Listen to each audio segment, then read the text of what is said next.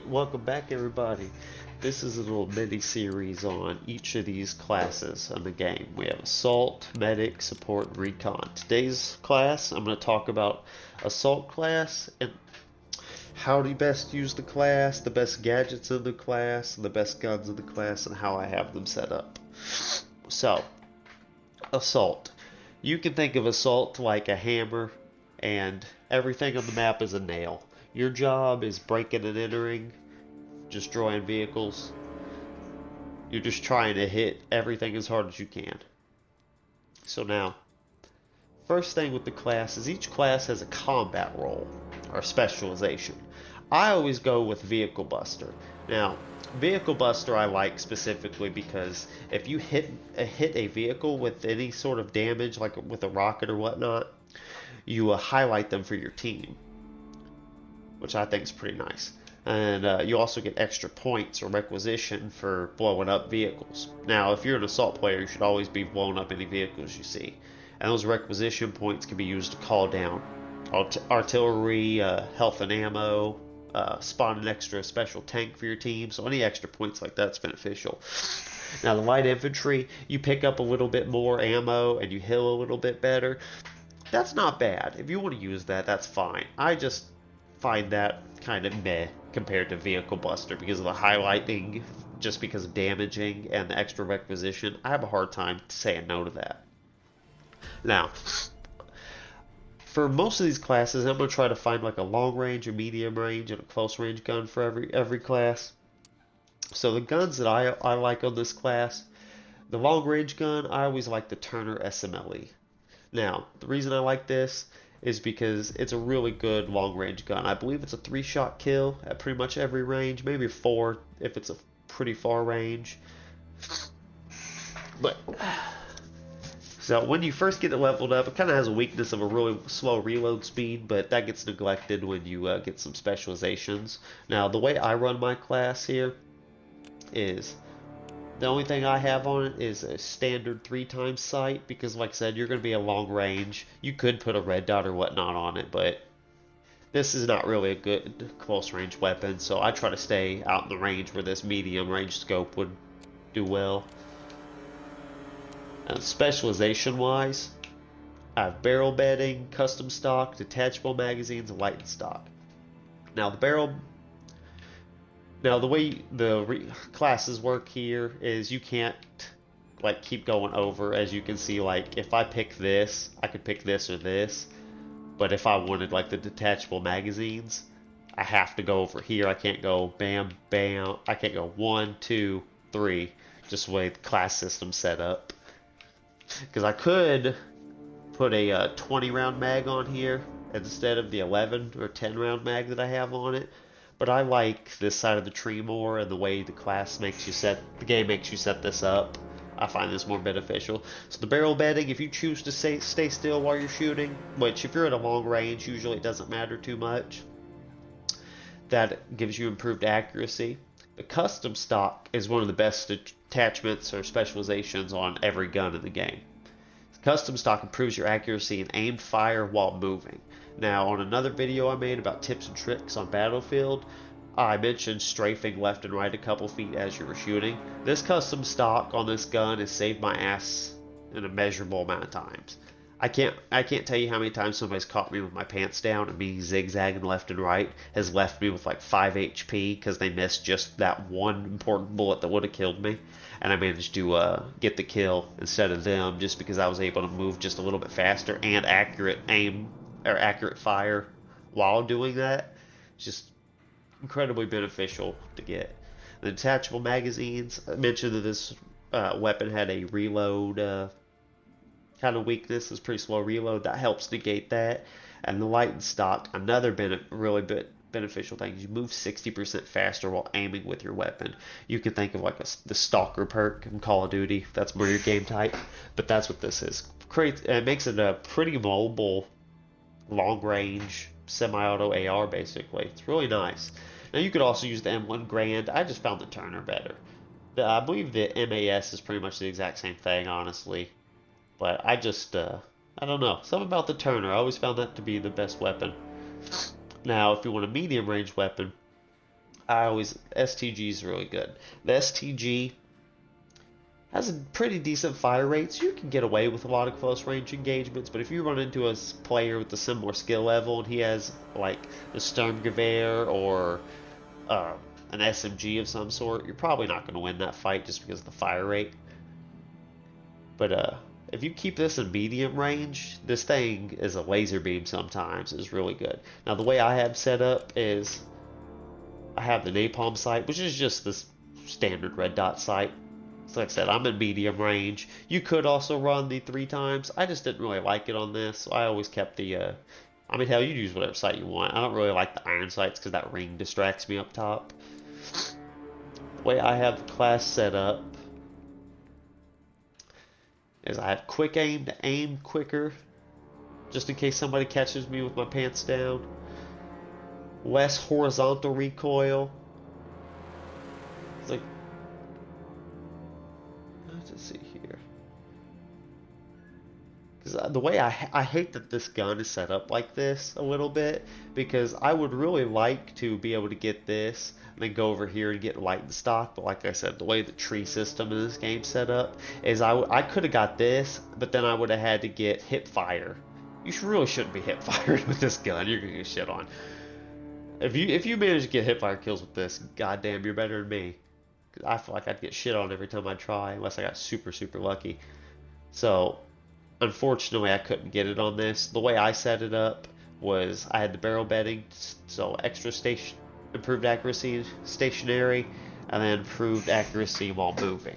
Like I said, I try to keep it in medium range, so hopefully the light and stock doesn't hurt me too bad. But if you really need that extra speed, obviously you just switch over to here and go over, do however you want. This is just how I've had the class set up for a while.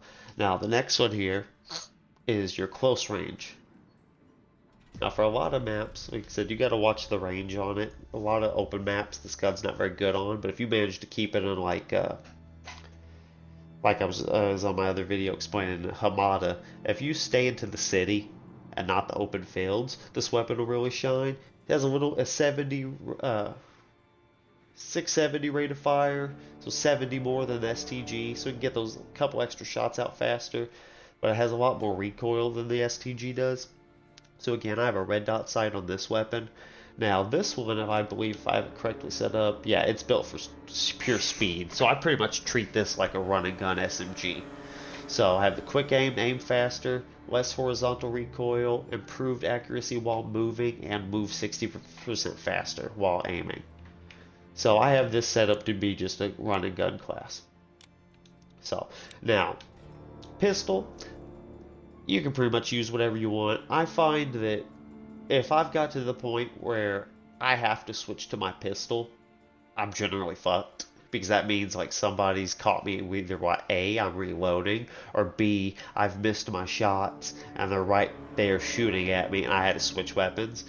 Either of those situations are shit, and you're probably going to die if that happens. But so you pretty much just grab whichever generic pistol. Now if you have what you think is a decent amount of accuracy, you could always go with the MK revolver here. Now it has a very slow fire rate, and obviously being a revolver only has 6 rounds, but it is a one-hit kill to the head. So if you can figure out that you're good with this, you're somebody's Huckleberry, and you're good at headshots with this, this is a great weapon to have. I think it's 2 or 3 shots to the body.